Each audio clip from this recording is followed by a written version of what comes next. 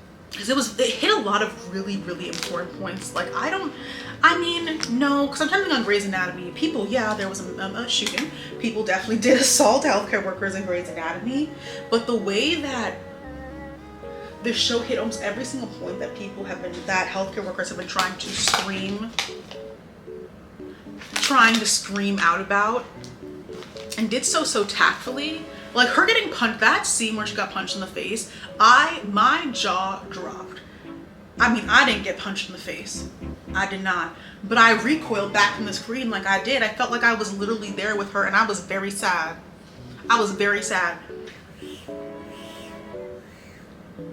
In the last 3 episodes, Dana looked stressed. That was the first time, at least from my perspective, that I saw her like genuinely looking stressed and genuinely looking scared of what might come. I mean, it was an incredibly chaotic last 3 episodes. Her temper was incredibly short. Like, throughout the whole, because she'd been had to be sort of the glue that held the unit together. Not sort of, had to be the glue that held the entire unit together. And then in the last couple of episodes, everything just coming to a head and it taking its toll on her. And she literally got punched 3-4 hours ago. She literally got punched 3-4 hours ago. And that's the most we kind of see her falter and break. Besides when she told Robbie, like, I don't think I want to come back here. I think I'm done. Like, kind of her behavior and demeanor before that point to after.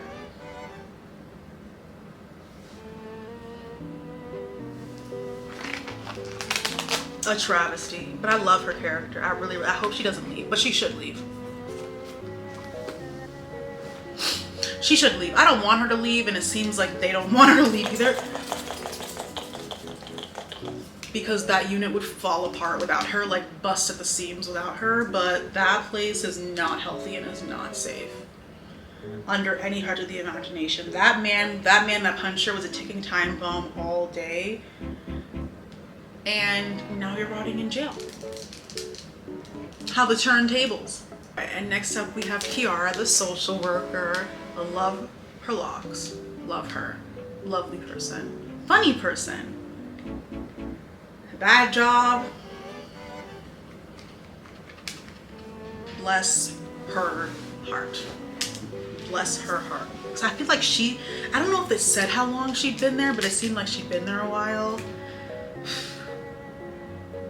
Wow. Wow. Wow. Absolutely wow. Next up we have Mel, who I love. This is my sister. I love her so much. She's such a good doctor. They're all good. Well, not all, but like her and Mo are very good physicians, and she's just so real. She's so real. She's my neurodivergent queen who really knows how to regulate herself. Like, has it down to practically a science. She has her savage mantra. She has her lava lamp app. That is incredibly resourceful to have a lava lamp app on your phone and stare at it in the stairwell. She has her timers to remind her to call her sister. I love Mel. I think she's very sweet. Please, Mel, don't make me regret saying that about you, because you never know. You never. Ooh, that was way too much blush. Ooh. But I'm kind of in a blushy mood. I'm in a blushy mood. Yes. Absolutely. Blushy mood. I think she's great. I do think she always looks constipated. She always looks terrified and nervous. But then when she actually goes in to do the patient care, it's not apparent. As soon as she leaves the environment, she can turns back. But it's very interesting watching her. I don't know what the best word is. I wouldn't say compartmentalize. I don't know if that's the best word. But her Mel outside of patient care versus Mel in patient care, and how much she's able to show of herself when she's interacting with her patients and what part she doesn't, and how she has to, clearly she's learned over time that these regulation tips and these regulation moments, how to once again center herself and find herself in the chaos of the ED. I think she's so fabulous, and I think she's a very good doctor. I think she'd make a very good senior. I would want Mel to be my senior. Absolutely. I hate that Langdon was the one she connected with because, girl, he no good. He's no good. So we should just dead that in the water right now. He's absolutely no good, and you need to stay away from him. In fact, all of you guys need to stay away from Langdon immediately. Immediately. He's done. Next up, we have Collins, who is so fucking fierce. First of all, Heather. The name Heather. Heathers are either the worst people you've ever met in your entire life, or they are like Greek goddesses, and you can clearly tell which one Collins is. That's a bad bitch right there. That's a bad bitch right there. She won the entire bet because, duh, no one wants to use their brain. Of course it was fraternity brothers who stole it. Come on. Who else would be so dumb to steal an ambulance? Oof, let me fan myself because I left my other fan. I don't know where it is. My motorized one. That miscarriage. I really, like, the second she like winced, I knew and she knew. As a viewer, I knew and she knew. And my heart was just breaking as she was walking to the bathroom. Actually did the ultrasound on herself to ensure no more products were left. This poor lady, and she just had to go back to work. She just went back to work. And that whole like, oh, she should have said something to somebody, that idea of like asking for help, or that concept of asking for help, of asking for a break is like non-existent. The only like in like toxic medical culture, it's only if somebody sees that something's wrong and offers you that out that you take it, but you're even supposed to deny that out because that would show a sign of weakness, for example. And her just feeling like she can't, until Robbie basically told her like, get out, she was like, no, I have to stay, I have a duty, I have my job, I have this, that, and third. And it's like, you just had a miscarriage. Like, seeing it, and that's not unbelievable to me by any stretch of the imagination. Her having a miscarriage and continuing to work, no. Dana getting punched in the face, breaking her nose, and continuing to work, and then that a behavior gets applauded, that like dedication to the job, dedication to your patients. And it's like, how are you in order to be a good provider and a good practicer, you have to be alive and be safe and be healthy in order to do that for other people. So you're constantly putting yourself in danger in that way. Like, she checked that there was no products remaining and was like, okay, I'm fine to work, not thinking about the mental anguish. But of course she can't think about that. Look at how busy this fucking ER is all the time.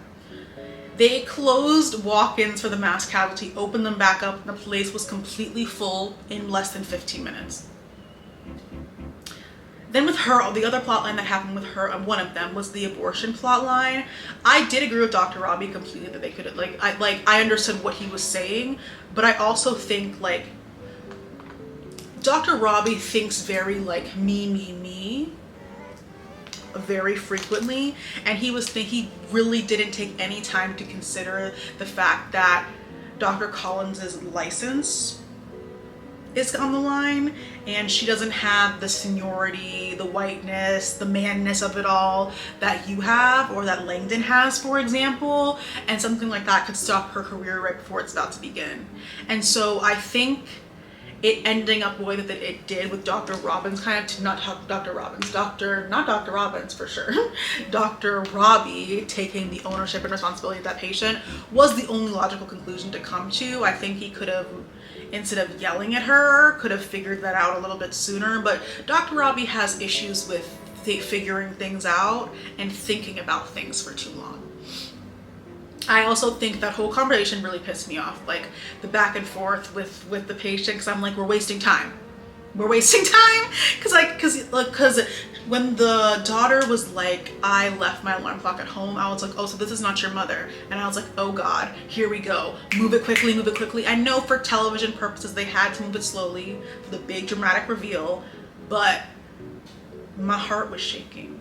Also, I think I need to look up like the laws in Pennsylvania, because I was under the, I thought maybe that is a New York law. I need to look up the laws in Pennsylvania, because the mom just being able to stop her child from taking a pill because she does not want the pill with no regard for the child's autonomy at all is very fascinating to me, derogatory.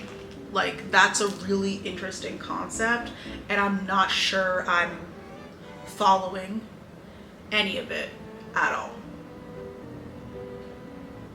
Lining my lips, Sephora molasses. I heard through the grapevine that they changed the shade of this. I'm going to Sephora today to return my bronzer, the House Labs bronzer that I bought in the wrong shade. I'ma check.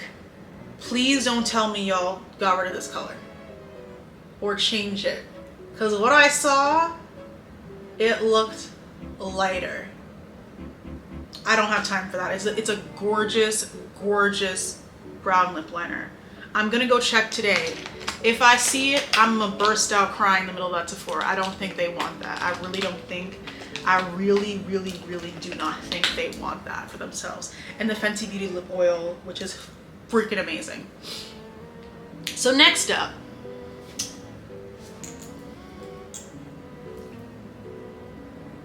it's so pretty.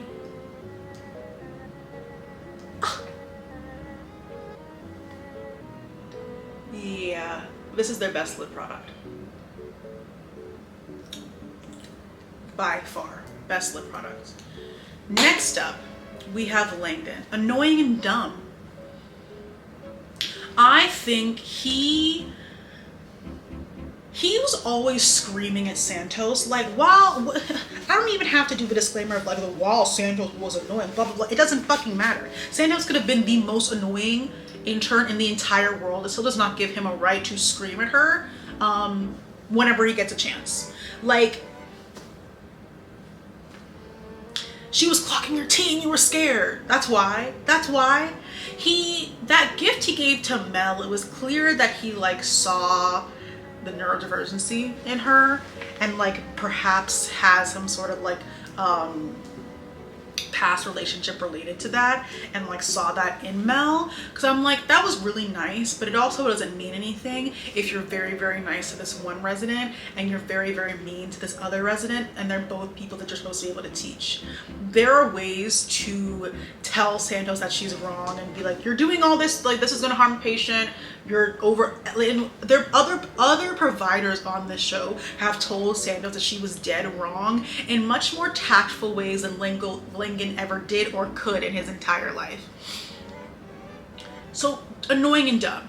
Decent doctor. I thought like throughout the whole show, you know, would I want him as my doctor? No. But let's get to the crux of the issue with Langdon. It's a misunderstanding. You stealing benzodiazepines from the hospital's a misunderstanding. You stealing benzodiazepine off a patient's wheelchair is a misunderstanding. You stealing life-saving benzodiazepines from a man in alcohol withdrawal is a misunderstanding. Let's be clear.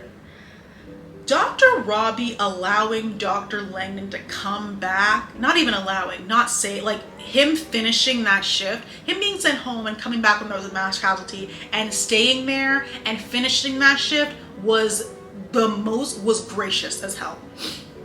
He finished the shift. Dr. Robbie, matter of fact, should be crowned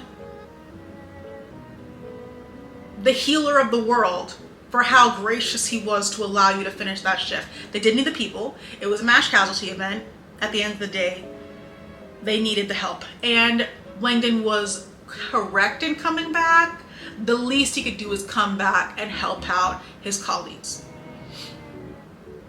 let's go through all the different reasons Langdon gave. And obviously Langdon has an addiction and is being confronted with the addiction, was being confronted with it all day by Santos kind of like knowing something wasn't right. And he throughout the entire day was trying to go out of his way to gaslight Santos, talking down about Santos to other people who, I mean, see the way she acts or inclined to believe that the things you were saying about her is true. Even if, as Robbie calls him to talk to him alone, he starts the conversation by talking about Santos.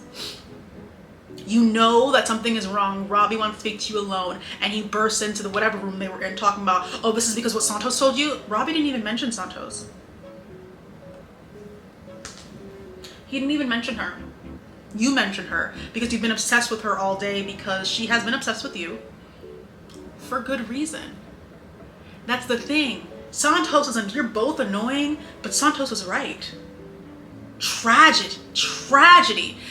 So it's a misunderstanding. I didn't know what I was doing.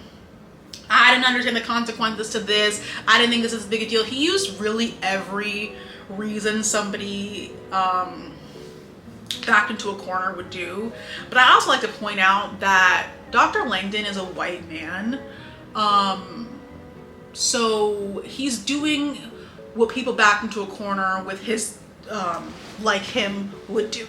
The reason why I say that is because the idea that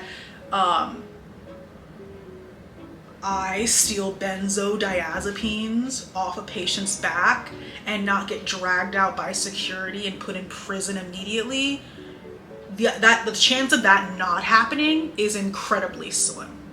He's receiving basically a catwalk. They basically rolled out the red carpet for him, because let's talk. This is what I really wanted to talk about. In that whole tit for tat fight he was having with Dr. Robbie gave him an option that involved keeping his medical license. And this is where my head hurts from these braids, but my brain hurts from his lack of self-preservation. The ego is so great. Any small inklings of self-preservation are thrown out the fucking window. He gave you an option that involved keeping your license. Saving grace, not arresting you, not sending you to prison. You get to keep your license if you do. And Robbie had them listed off. He was ready. He said he's willing to give you a chance. That in and of itself speaks to how much privilege Langdon has in this environment. Because I doubt. I don't know Dr. Robbie like that, but I doubt. First of all, Collins would never do something like this, but I very seriously doubt he'd already have a game plan in place about how to save her license, and they almost had a baby together. Well, I don't think he knew, but I doubt that type of grace would even have been extended to her, his ex-girlfriend. He gave you an option that involved keeping your license, and you retorted back at him by saying, somebody saw you having a mental breakdown in the peds room. A snake backed into a corner will bite, but my God. You stole drugs off a patient's wheelchair, and he's giving you an option to protect your license. You should kneel at his feet and say, thank you, sir. Thank you so much for offering me salvation from this crime, this felony I committed. Thank you so much for believing in me to give me a second chance. It was a very, very gracious offering, and he acted like him coming back to do the shift was worthy of him being pardoned of all crimes. That is the very least you could do, because it was a literal mass casualty event and it was all hands on deck. You don't get a cookie for doing something kind of good after committing a felony 15 minutes ago for God knows how long. For God knows how long this has been going on. Santos just came here. God forbid Santos didn't come today at all. We wouldn't have known. Nobody would have ever known. He scoffed at an option of being able to save what he's worked for his entire life. And he said, ew. And I understand, I don't understand, but addiction is a disease and it doesn't necessarily make you the most rational human being in the world. But also a big component of this is ego and privilege, and a life of privilege and ego and never being held to any sort of consequence ever. So why would that happen to me now? Why would Santos, who knows nothing, whose first day is here, where would she get the gusto to rat out me, big bad bold senior resident? She doesn't know anything. They're gonna believe me over her, and they didn't. Matter of fact, Santos says, you think you're big, bad, and bold? I got something better for you. And that's why I have respect for her, because she said, you're not right. She looked at him and said, you are not right, and I'm gonna work my hardest to prove it. Patient care be damned. I'm gonna work my hardest to prove that you are a farce. And she was correct. Langdon, I don't need to tell you where you're going because you're already there. You already there. You need to get help. You need to get help. Dr. Robbie offered you help. You need to take that help. It's not gonna go well if you don't. I'm trying to think of Langdon's perspective. It's a situation I couldn't dream of finding myself in, but what really gets me is he was given an opportunity. It wasn't really said in passing. Like, Dr. Robbie laid out a very clearly, somewhat thought out plan as to how he would rectify this issue and bring Langdon back, which I'm sure he was thinking of as he was taking care of those hundreds of patients. He was multitasking, and in the back of his head was thinking of a way to be able to keep Langdon's job and medical license. But Langdon and his big brain were like, actually, no, I'm going to insult your clear, poor mental state.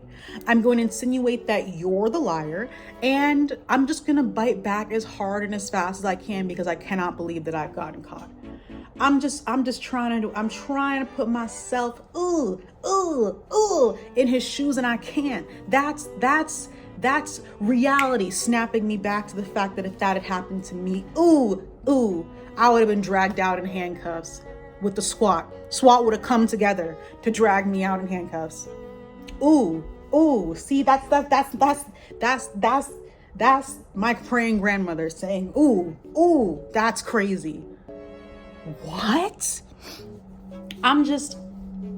A snake back into a corner would bite, and Langdon clearly has his own issues, but to be so he laid out, it was like a 10-step plan. It wasn't even anything one-off. He'd clearly been thinking about it for the entire shift, and Langdon was like, no thank you, I've got this, because I'm such a good doctor. I've got this. Whatever.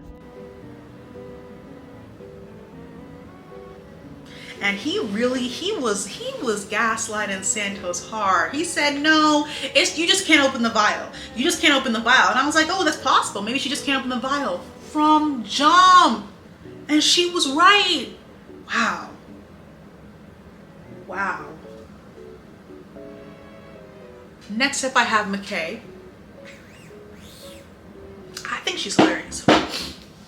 I think she was funny. Down to earth. I like all the women in the show. Dr.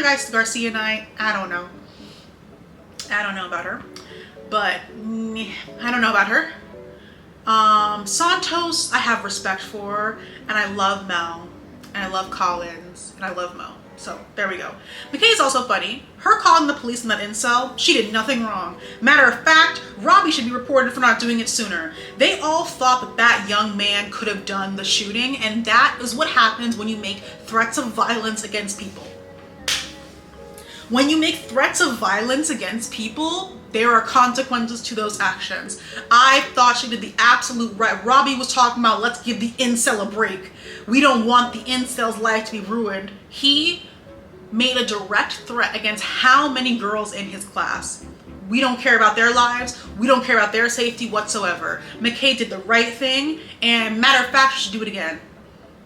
Then her ex-husband, girl, I'm so sorry. To have ties to that man, no, I'm so sorry. That, because she described him as being that, But then he actually came and he was that, if not worse.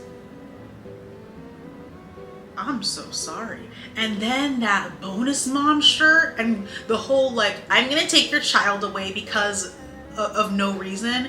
Yeah, my eye was twitching. So McKay's a very patient person. Really really patient. And I think that's why I'm very happy that Javati got her as that was the resident Javati was. That was her preceptor, because she's a very patient person. And then that cop who tried or did arrest her at the end was only doing so because he felt like she was embarrassing him by being like, I was literally saving lives. What are you? She didn't say that, but I would not have. But she could have, and she would have been right. I'm here saving lives. This thing was going off, so I turned it off. Now that was a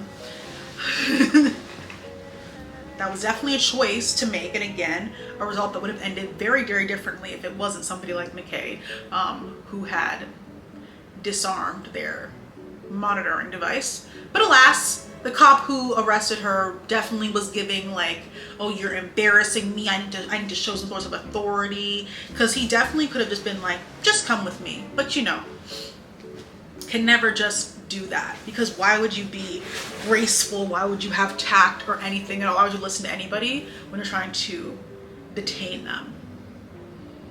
But McKay did nothing wrong. Like, Robbie I'm talking about Robbie in a second, so I won't talk about Robbie right now. Then we have Dr. Abbott, who we met on a ledge of a building. And we ended the season with a different doctor on the ledge of a building.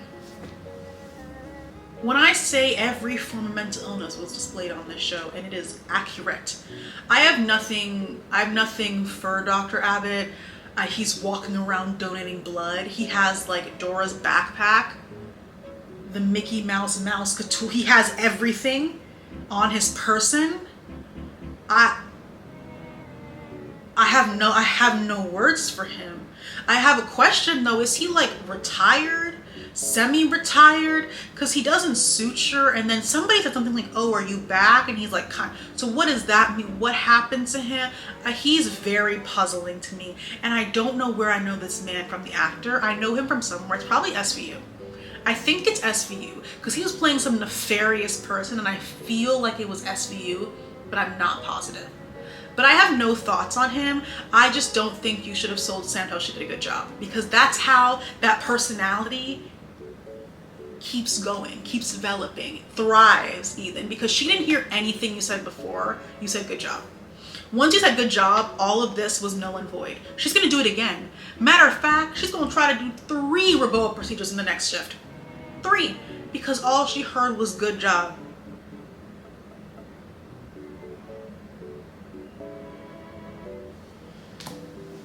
You can sit here and ask, how on earth? How on earth? Because there's Abbotts everywhere. Everywhere. Next up we have Robbie. I don't know how I feel about Robbie. Don't want to call an incel. Interesting. Okay. That was fucking weird. Otherwise, a pretty disturbed but okay character. The whole thing with Jake and it being his son, this is his play son, the girlfriend dying, him using all of those resources on the girlfriend because he didn't want to know the reason why his play son's girlfriend died, him coming into the shift on the verge of a mental breakdown because it was the day his mentor died and he hasn't worked the shift in 4 years. Everyone in the ED being like, what's wrong with Robbie? What's wrong with Robbie? Something is wrong. He looks off the entire day, and the day ending in a mass shooting. Wow. ED docs need mandatory therapy. All doctors need mandatory therapy, but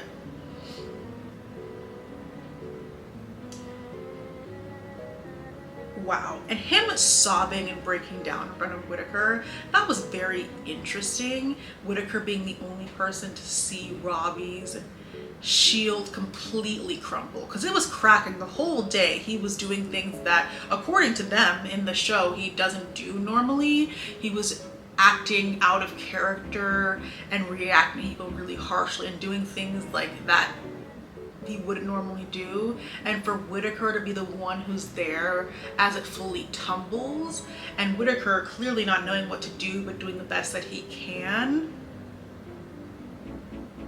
was really poignant to me. Who spread the rumor? He said it was a night nurse who was talking.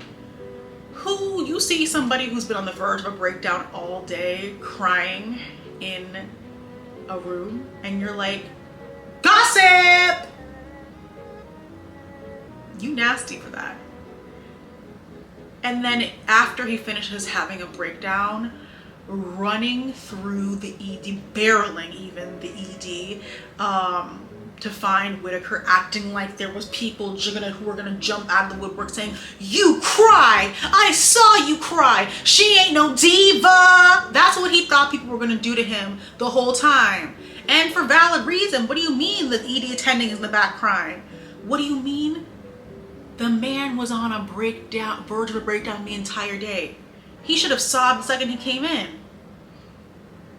That day, because that whole idea of, oh, the person's in charge is never supposed to show pain, never supposed to show despair, anger, any emotion that is not just stoicness. What kind of environment does that set up for the rest of the staff? We have somebody who got punched in the face, was charting in the ED room while holding an ice pack to her head. We have your senior resident who had a miscarriage while on shift, checked to make sure that the products were no more products were left, and then continued to work her shift and didn't tell nobody. We have people that are trying to learn from you all around, and this is the environment that we're showing them. This is what normal working environment looks like, and it is not normal. And I liked the show didn't explicitly be like, this is not normal, but and I wish it did have, because like the whole season was like, this is a regular ED, but that idea that like this is not normal and this is a result of a global pandemic and the trauma from a global pandemic that is yet to be acknowledged in healthcare workers, the post-traumatic stress disorder that a lot of healthcare workers, including Dr. Robbie, clearly exude due to the traumatic experiences that happened during the COVID pandemic. It is not normal to have a miscarriage and work and just keep on working. It's normalized in this particular workplace environment because that's what everyone else around you does. You're supposed to be tough. You're supposed to stick it through for your patients, for everyone except yourself. And I wish the show, I think, did a I really liked. I thought the show was very, very well done. I wish it had I guess it can't, because like it's supposed to, you can't just be like, narrator comes in, this is not normal. Nothing that you're watching is normal would have been a little too, I understand, but I kind of wish it had been more explicit. Then night shift came on. Dr. Ellis, love you, don't know you, but I love you. I love how she asked Santos directly, what's tea with Langdon? That was hilarious to me. Love a woman from infinity to infinity. Dr. Shen, I have no thoughts. Absolutely no thoughts. So I had a great time. I had a great time watching this season. I thought you guys were just talking it up, the show, and I was like, I don't know if I want to watch it because I don't know if I want to necessarily like live a shift, but it was very good. The timing was phenomenal. It was, each episode being an hour, I cannot think of a more perfect timing of a show like this. So then this is just some crazy shit that I want to talk about that I watched on the show. First of all, educational, learning about the Freedom House, learning about, we got a whole history lesson in the middle, loved that. The patient who literally lost her marbles over somebody else giving her child a mask was perfectly on the nose. I wish anyone had worn a mask in this show. I don't pretend to know all the arguments in Hollywood about whether like the mask, no mask. I watched the season, it was SVU that I watched that had mask for, I only watched a couple of episodes, but it was so funny because they'd wear them and then take them off. Second they start talking, they take them off. And I was like, well, so that's not the point. And they had a really, like, it would have been a good point to make about the safety of masks, but I don't pretend to know what goes on behind the whole, like, we need to see the actor's face versus what would they actually be wearing versus this is a television show, it doesn't need to be real. I don't pretend to know any of that, so I'm gonna ignore that. The reporter taking a hoodie off a victim to sneak into an emergency room to take videos of victims.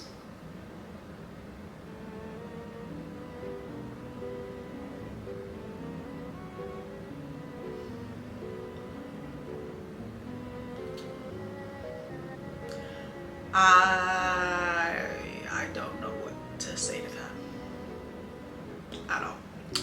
All the cops being in the ED. SWAT being in the ED, taking up space. They were all crowded in a patient room, taking up a room, watching their buddy. You can give your buddy well wishes from outside. Taking up space. There's literally an active shooter somewhere, you don't know where, and you're in the hospital, the ED, loitering. That was confusing. Next, anti-vaxxers. You keep so many people alive from a senseless shooting, and then you end your day with an anti-vaxxer. The first time I've seen measles was I've never seen measles before in real life. And I thought it was funny and very on the nose that Dr. Robbie, that everyone was like, I don't know what this is, I don't know what this is. And he was like, I'm just old, it's measles. I don't know what measles looks like. I mean, I do like definite, but like, I've never seen that before in my life. Your new generation of doctors do not know what these diseases look like, except on a flashcard. And things on flashcards are very different than in real life. But if we refuse to get vaccinated and we bring back eradicated diseases, I don't know what's gonna have to happen. I'm gonna have to brush up on my measles, mumps, rubella, what that looks like. Because clearly nobody wants to keep their children safe, but they'll always keep themselves safe because they're always vaccinated. It was very fascinating how the mother in that situation took the word over what was in her hand versus her son laying in front of her dying. She kept like, the phone was like glued to her. She was like, this is the word of law. Now what's happening in front of me is not real. This thing says this. It doesn't matter that my son is sitting here with doesn't matter. This is correct. And I know it's correct because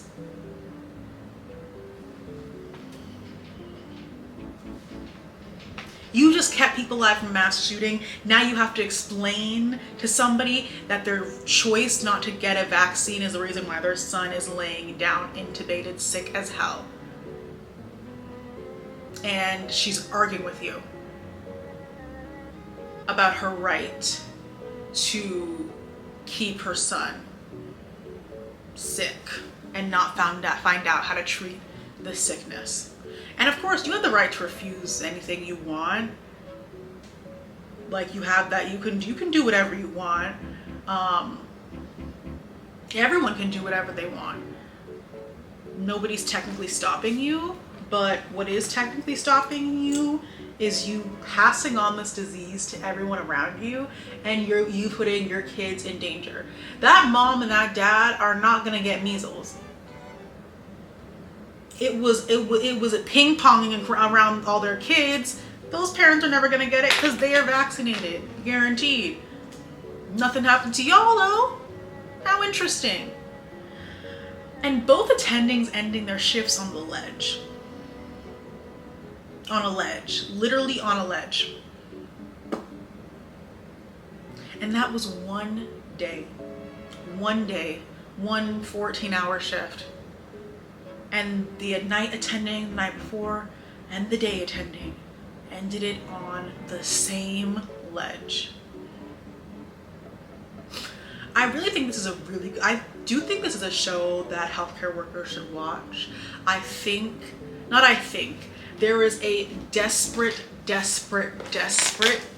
I can't say desperate enough, need to finally and wholeheartedly acknowledge the apparent and devastating PTSD that healthcare workers have from COVID. It is, I think if you watch this show, it's glaringly obvious, or I would think it'd be glaringly obvious. I can't begin to tell you how glaring and obvious it is in real life as well. I really, like, this show really, they had their sources correct. Like, I was the medical student, them actually having like a 3rd year and a 4th year really took me personally by surprise, because usually shows don't necessarily care enough to like go into that detail, and it did. And that was really, I'm like, y'all really went in there asking the questions, asking them how they were feeling. But back to my original point, I'm putting all my stuff away because it has to go back in my suitcase. So I'm doing this now, obviously.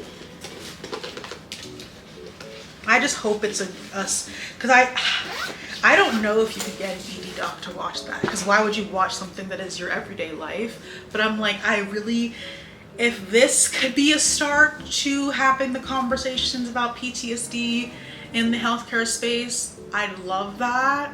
I have no control over that, because again, I'm a lowly medical student. I'm not a doctor yet. But I think it'd be a good place to start. Do I recommend the show? I absolutely do. I thought it was very, very well done and was very interesting. All of the characters were pretty compelling, despite Whitaker being boring as hell. I don't know. When he snapped the rat's neck, I was like, you know what? Fine. Nobody else here can do that, and nobody else can do it. Fine. I'll take that. Him and Santos living together, nightmare. All the characters really compelling. The pacing was incredible. It hit so, in just 15 episodes, hit so many pertinent, important topics in healthcare that healthcare workers have been screaming about for years, but now seeing it documented like in a dramatic show kind of setting, hopefully will make it sink in for people who are not healthcare workers. I had a great time. I did laugh a couple of times, not too much, but I did laugh on occasion. I hated, I didn't cry, but I had feelings of sadness, I had feelings of joy, I had feelings of anger. And I think it was very well done, and I do recommend it to anyone who would watch a show like this. Yeah. I know you guys ship people. I don't know how you guys ship. I don't know what there is to ship. They all seem pretty busy to me. They all seem pretty busy to me. I didn't, what chemistry? They all seem pretty busy to me, but you know, everyone loves a good ship in a television show. Can't be a television show without shipping. So I'm gonna let y'all have that. Have fun with that. But yeah, thank you guys so much for watching my video. Let me know your thoughts on the Pitt season 1. Who are your favorite characters? You already know who my favorite characters are. Collins, Mel, and Mo.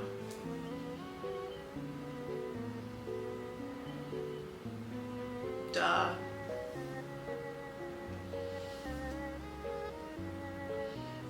And Javati, you know, she can stop being annoying for a little bit, but with her mother, she never had a chance. To call your child into a room to ask them a question you know they know their answer to so they can impress who? You? No. She did the best she could with what she had, which is why I need to meet Santos's parents to know what happened there. Because I'm not getting all the information. I don't have all the context that I really need to make an appropriate judgment. Langdon, I have all I need. I have all I need. Don't worry. But yeah, thank you guys so much for watching. Let me know who your favorite characters are. If you would like to follow me on social media, here's a link to all of my socials. If you would like to see more of me, see more of my cats, see more of my thoughts, you can check out my Patreon, which is linked down in my bio below. Description. Ooh. Linked in my description down below. And I hope you guys stay healthy and safe, since we're talking about healthcare workers and health. It's really important as a reminder to keep yourself and others around you safe. If it's been a couple of months since your COVID booster, you can now get one again. I got mine like a week ago. A week? I don't know. I got mine like a week ago, I think.